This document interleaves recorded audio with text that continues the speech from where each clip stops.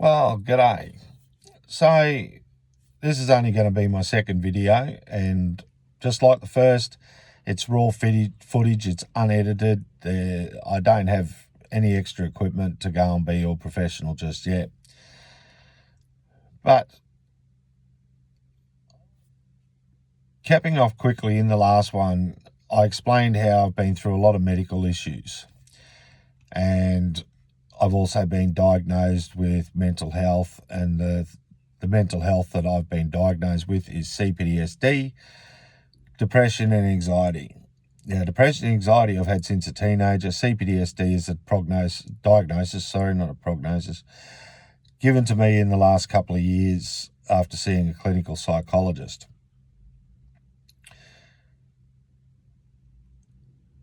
I get that a lot of us out there don't want to talk about it.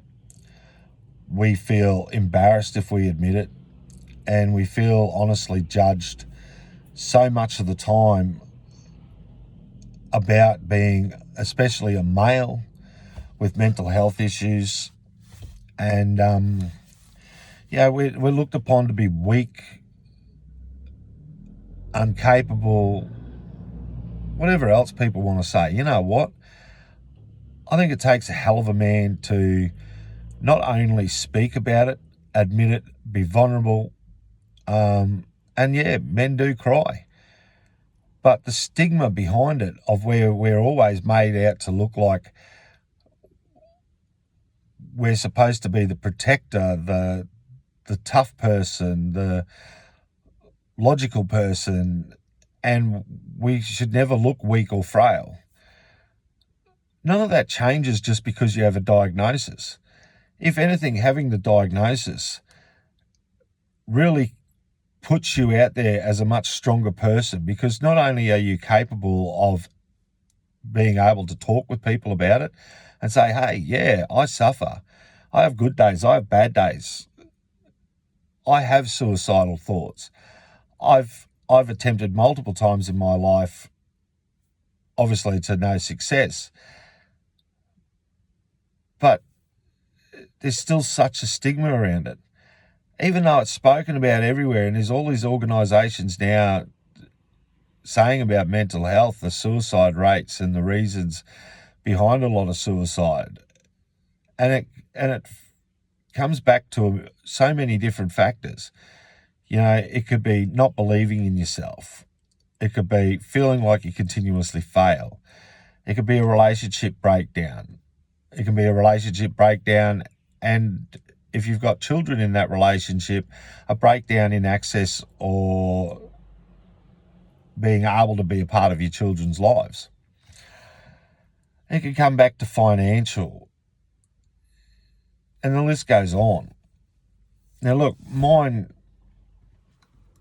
have incorporated all those reasons.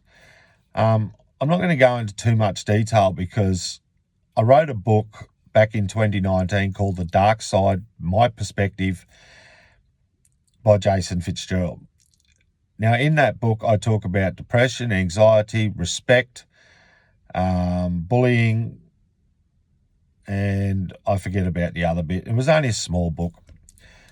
It wasn't designed to be a how-to. I'm no scientist, I'm no psychologist, I'm no specialist. What I am is just a bloke who said, I need to get this out of my head. And it was a tester. Well, in the last video I mentioned that in the last 6 months, I've had some incredible health changes. And one of those health changes has been my mental health. You're never cured from it. You can never escape it. It's always there. It's a deadly disease. But between medication and learning, you can find ways to help cope with it as much as you can. But there are still times it will get you down. It gets me down so often. In the last 3 months, I decided that I would go and travel Australia because I'm on a disability pension because of all my health, and my mental health is my primary factor. And the way my body was, I was losing the ability to walk, stand, be physical, do anything. To the point where last year I was sized up for a powered wheelchair for two reasons. One was my mobility. Second was that there's a chance that because of the health conditions I have in my lower legs, that I face amputation at some stage. And due to the pain and discomfort of all that, I was begging for it. Sounds weird, right? Why would you beg for amputation? Well, if you were experiencing what I experienced, and you have doctors and specialists tell you all the time that should you get a cut, a sore, or even in my case, I got a skin cancer on my leg, they can't surgically do anything for you. They can't stitch it up. Your skin just rips. It doesn't. But I've been lucky it's managed to heal without having stitches. I had my cancer burnt off. It took a couple of attempts, but I don't think they've got it all. But hey, that's for another day. In the last few months, I went to travel Australia because I thought, why sit in a unit and not have much of a life and give myself the time to sit there and procrastinate, have the flashbacks, have all that mental health messing with me. So off I went.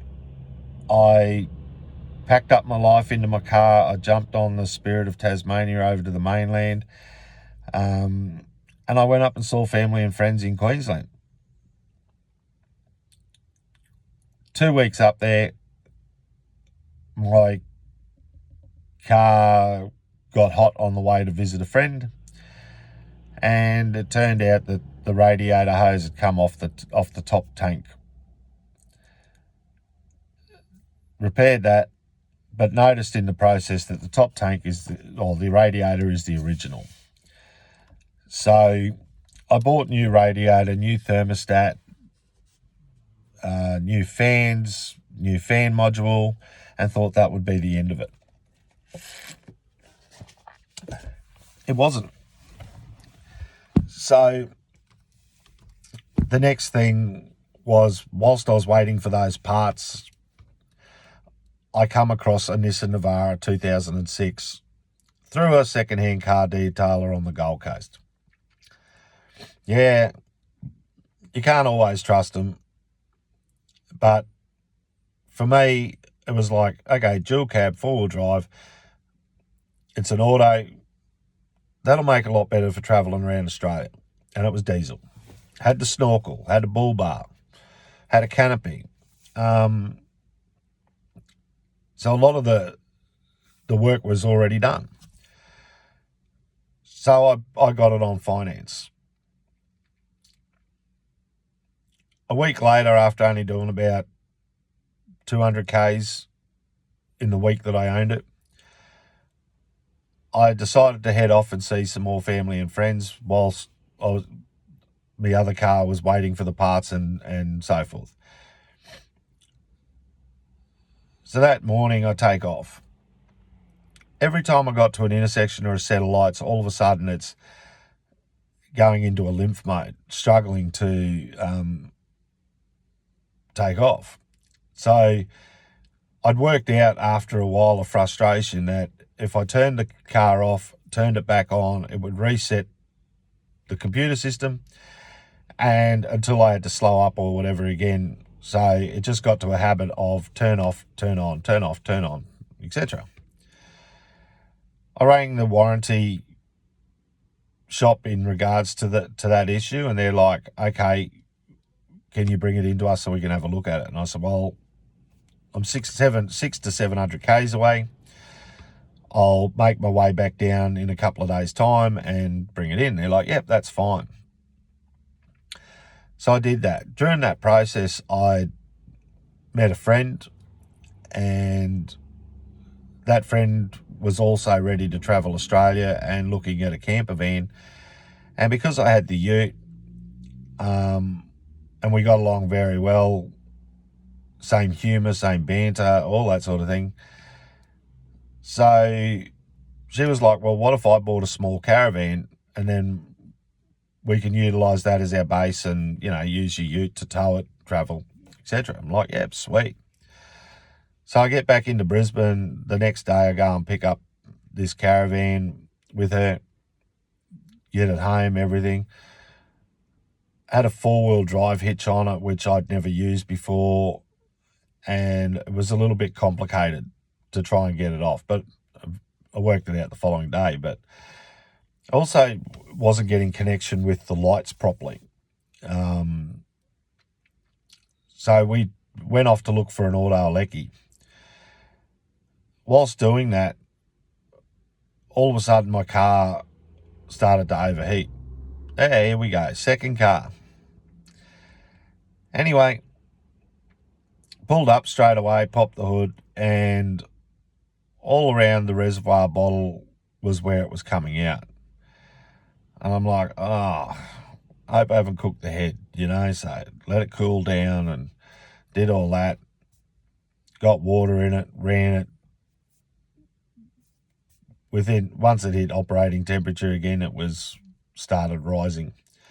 So made a game plan to get back to at least my friend's house, so that we could unhook the caravan, and booked it in with a mechanic, which I couldn't get in for a few days. No, sorry, I got it in the next day with the mechanic. I had to move my warranty booking. So they ring me up and say, okay, your reservoir's cracked around underneath the cap and it's old, it's brittle, blah, blah, blah, new one, $450 later. Car was driving fine again, apart from the gearbox issue. So after the weekend, I took it down to the Gold Coast to this warranty mechanic, and he believed it wasn't the gearbox. He believed it was the module for it, which I found a little bit sus to automatically go for that thing. And he tried telling me it's a common occurrence on these Navaras. Just like everyone told me overheating Navaras in that period are quite common too on the 2.5 litre motor. So anyway, a few days pass and he says, right, your car's ready to go. I get down there and I pick it up. He admits to me that this ute has had that problem before, and the same gearbox person that fixed it this time had fixed it before, and apparently had done some soldering weld or weld in the module, and it had cracked again. So their repair to that was they re-welded it and he put some other sticky stuff in there, like a glue, so that I shouldn't have that issue again. And I'm like, are you kidding me? Like, that's just a minor fix to something that can happen again. But we got through that. So we started our travels. 4 days into our travels, I booked the car into a mechanic where we were in northern New South Wales.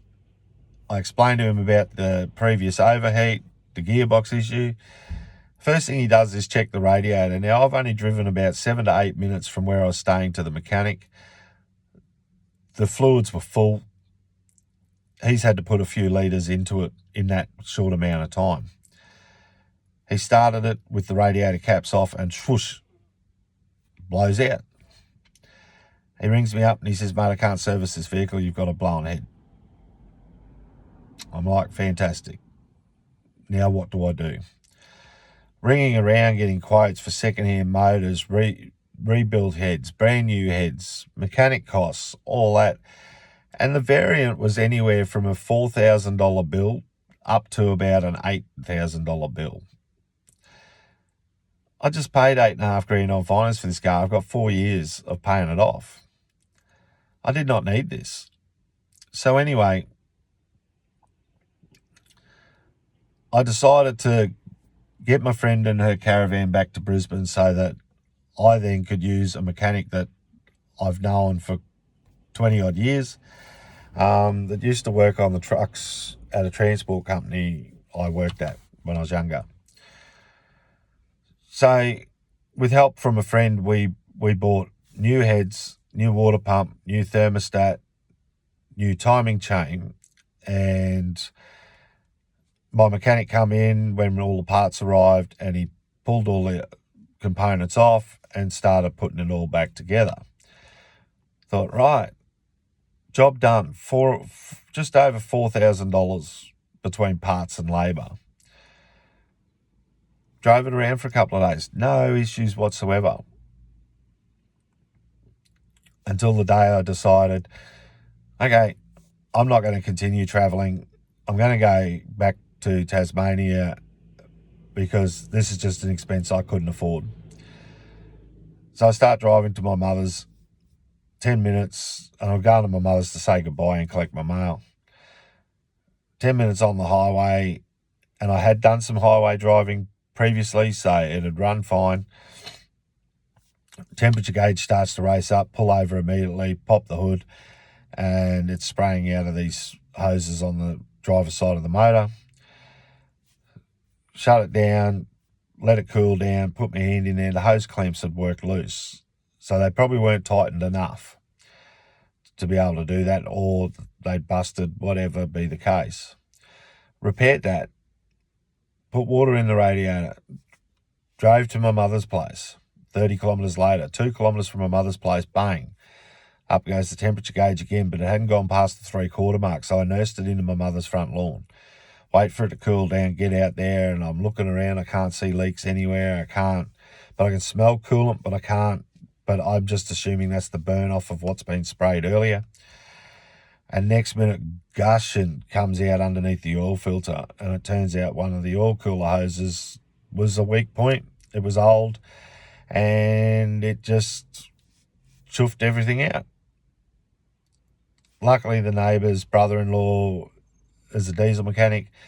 He come over, he gave me a hand. We were able to shorten the hose because it was too late in that day to get a part. And I was due to be down in Melbourne within 2 days so that I could catch the boat back to Tasmania. So got it fixed, left, drove within a 24-hour period from Brisbane to Melbourne with an hour and a half sleep. And every time I pulled up, I checked by popping the hood or shining my torch underneath the car on the concrete. No drips, no nothing. Everything seemed great. Got to Sunday morning after I'd slept all night and it was cooled down. Get out there, check, and the fluids are not at the right levels. In the radiator, the overflow tank is empty. So I topped those up. And straight away, as soon as I turned the key, the reservoir emptied. So I put another litre of fluid straight into that, and it was holding. And I was getting bubbling out of the radiator. And I'm like, if this has gone and cooked another motor, I'm not going to be happy after just spending $4,000. So I nursed it back into Tasmania, and a couple of days after being here, I was going to catch up with friends and I was picking up some shopping. I stopped off at a mechanic that is well praised near where I live, and he confirmed it had done another head. Brand new head. So $4,000 down the tube. So I've now since found a lower kilometre second-hand motor, and that was $3,500. I'm guessing my mechanic is going to cost me $4,000 to $6,000 because I've asked him to take all the new parts that are salvageable off my old motor, like the timing chain and all that, say it's preventative maintenance. Now, my motor was at 320,000 Ks approximately when I changed the timing chain because I had no history on it. This second-hand motor, I have no history on it, but it's got 170,000 Ks on it. So within the next 30 to 50,000 Ks, the timing chain is going to be due 200 to 220,000 Ks. the overheat won't have damaged the new timing chain. So I'm putting that in. That at least gives me close to 200,000 kilometres with that. Use the new water pump. Use the new thermostat. We'd also put in new fan belts so they can be utilised. I'm not sure what components, if any, of the head, like the rockers and tappets and all those things that can be reutilised. The mechanic got the second-hand motor the other day, and because it was in a wrecked vehicle, I couldn't see around it properly, and obviously with hoses and everything in the way, it does have some oil leaks. So I've told him I don't want that motor back in my car without every gasket being changed. So that's added extra work to him as well. I also said to him, I want the radiator that's in my car gone. I want a brand new one. I want brand new radiator hoses. And I want him to go from front to back and look at everything. Now, I've had this car around 6 to 7, coming into 7 weeks. It's already cost me $7,800. It's about to cost me another $4,000 to $6,000. So you're looking 13 grand in mechanical so far in 6 to 7 weeks. Don't go on about warranties and car yards and so forth, because none of their warranties are worth the paper they're written on. That's a total another video. So anyway, my car is in being repaired. I'll probably get it back in 4 weeks to 8 weeks period, because I want to make sure everything's done, and there's a few other things I've noticed mechanically, so I'm getting them done at the same time. You would sit there and think that with all that mechanical issue and my mental health, that would be the final nail in the coffin. And look, it came close. I'm not going to lie to you. It came very, very close. But knowing I'm going so well health-wise at the moment, so many positive things, I had to tap into that positivity and utilise that positivity to turn things around for me. And I've decided to just laugh it off over crying over it. I've decided to go ahead and make some changes in my life that are beneficial for my future. And through that, every time I hit some sort of negative space or my mental health starts to mess with me, I sit there and I think to myself, you know what? The world is my oyster. I can't fix every drama in the world. I can't fix my mental health. I can't fix any of that. But what I can do is change how my life is lived. And you know what? I'm not going to let things stress me out anymore, because stress nearly killed me. That's in the first video. And it will be tapped on again in my new book, my second volume of The Dark Side, My Perspective, where I go into a lot more things. But putting yourself around the right people, absorbing that energy from your friends and family that get behind you, and changing how you think and see things and how you deal with other people in the community, it changes your life. Honestly, it does. I'll go into that more in the next video, because, again, this is coming up 25 minutes of raw, unedited me yakking. I'm going to get out of talking all this dark stuff over the next few videos, but I'm trying to give a bit of background history and understanding into how, why, and that I see things, in hopes that if you watch this, that it might help you as well. But remember, I'm no professional on advice. I am going to start doing some other different types of videos on different topics, views, and things that I've learned. And I'm always willing to learn and have other people's feedback, because sometimes they'll point out things I haven't realised or thought of, different perspectives, sometimes different information. And to me, I love that stuff. I love learning. I love researching. I love being knowledgeable. And an old man once said to me when I was early teens coming into 20s, he said, Jace, the day you stop learning is the day they put the nail in your coffin. Think about that. Love you all. Talk to you soon. Don't forget to like and subscribe. Share my videos with your friends. Costs nothing, but it will help me get further out in this YouTube world and hopefully be able to help more and more people. So have a great weekend, because it's Friday here in Australia. If you're overseas in America, obviously you're a day behind. And I think some countries are a day in front. But enjoy your weekend. Always remember to smile. Always remember to talk about your mental health, and have a great weekend.